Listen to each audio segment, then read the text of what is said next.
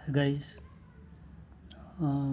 आज हम present indefinite tense पढ़ने जा रहे हैं, जिसको मैं जो अभी बिगनर हैं उनके लिए बना रहा हूँ। और मैं इसमें आपको सब कुछ बेसिक से बताऊँगा। इसकी हिंदी में पहचान क्या है, इसमें साधारण वाक्य कौन से होते हैं, प्रश्नवाचक वाक्य कौन से होते हैं, निगेटिव सेंटेंसेस कैसे होते हैं, इसकी पहचान क्या है। तो हम शुरू करते हैं आज प्रेजेंट इंडेफिनिट टेंस। इसकी पहचान हिंदी में है, जिस वाक्य के अंत में ता है, ती है, ते हैं आता है, वहाँ पे हम प्रेजेंट इंडेफिनिट टेंस का प्रयोग करते हैं।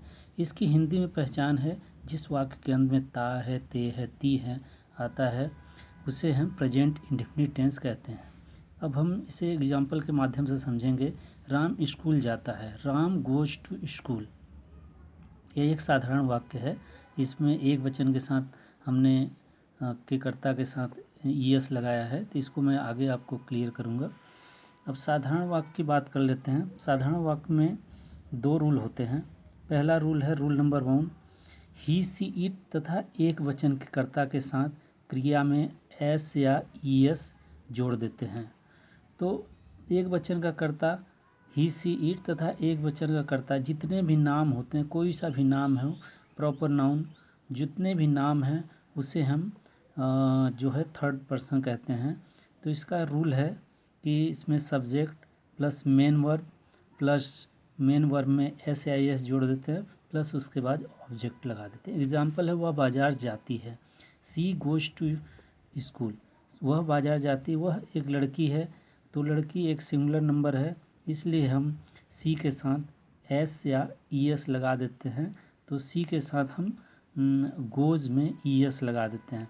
वह बाजार जाती है, she goes to school. Rule number 2, rule number 2 की बात करें तो रूल नंबर 2 कहता है कि आई, वी, यू, दे तथा बहुवचन के कर्ता के साथ मेन वर्ब का फर्स्ट फॉर्म लिखते हैं। अब इसको हम एग्जाम्पल के माध्यम से समझते हैं। वे रोज केला खाते हैं। वे क्या हो गया, बहुवचन हो गया, प्लूरल नंबर हो गया। तो वे रोज केला खाते हैं। दे ईट बनाना डेली। इसका जो हम रूल है, सब्जेक्ट प्लस मेन वर्ब का फर्स्ट फॉर्म प्लस ऑब्जेक्ट। तो इसमें हमने दोनों रूल को पढ़ा। एक वचन के साथ मेन वर्ब में एस या एस जोड़ते हैं, और बहुवचन के साथ हम क्रिया का फर्स्ट फॉर्म ही लिखते हैं। अब निगेटिव सेंटेंसेस की बात कर लेते हैं। नकारात्मक वाक्य, जब वाक्य में नहीं शब्द आता है तो इसमें हेल्पिंग वर्ब के साथ नॉट का प्रयोग करते हैं। अब इसमें नॉट का प्रयोग, तो इसमें दो, क्योंकि सिंगुलर के साथ अलग और प्लूरल के साथ अलग प्रयोग होता है, तो सिंगुलर के साथ हम डज नॉट का प्रयोग और प्लूरल के साथ हम डू नॉट का प्रयोग करते हैं। डज नॉट का प्रयोग ही, सी, इट तथा एक वचन के कर्ता के साथ डज नॉट का प्रयोग किया जाता है।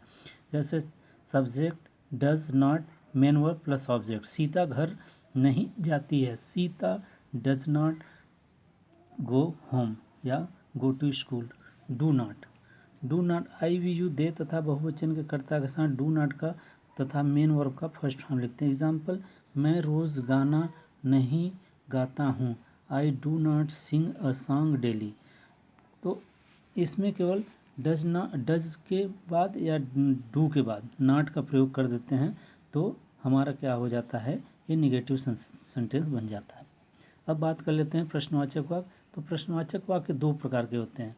एक प्रश्नवाचक वाक्य वह होता है जो केवल क्या से प्रारंभ किया जाता है, जो जिसकी शुरुआत हम वाक्य की शुरुआत करते हैं क्या से।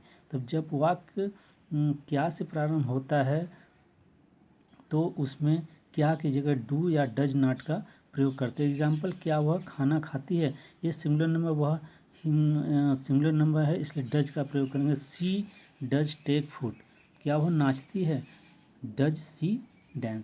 क्या की जगह हम डज लिख देंगे या डू लिख देंगे, और उसका सब्जेक्ट प्लस वर्ब लिख देते हैं, मेन वर्ब का फर्स्ट फॉर्म। अब हम बात कर लेते हैं रूल नंबर 2 की बात करते हैं। तो जब हमारा वाक्य के बीच में जब कब, क्यों, कहाँ, कैसे से हिंदी में प्रश्न पूछा जाए तो उसे इंट्रोगेटिव सेंटेंस सेकंड कहा जाता है। तब इसकी अंग्रेजी हम सबसे पहले लिखते हैं। एग्जाम्पल के माध्यम से मैं समझाना चाहूँगा। 5W + 1H मतलब हमारा WH फैमिली हो जाता है, और 1H मतलब how, plus helping verb plus subject plus main verb plus object. तो एग्जाम्पल के माध्यम से हम समझेंगे। क्या तुम काम करते हो? What do you work? क्या वह कहाँ रहती है? Where does she live? तुम घर क्यों नहीं जाती हो? अगर इसमें आप इंट्रोगेटिव सेकंड में अगर नहीं आ जाता तब हम उसको कैसे करते हैं? इसको केवल क्या करना सिंपल होता है कि हम सब्जेक्ट के बाद नॉट का प्रयोग कर देते हैं। वाई डू यू है तो डू लगेगा, तो why do you not go home, या why do you not go to house. That's it. आज के लिए बस इतना ही, आगे फिर मिलेंगे।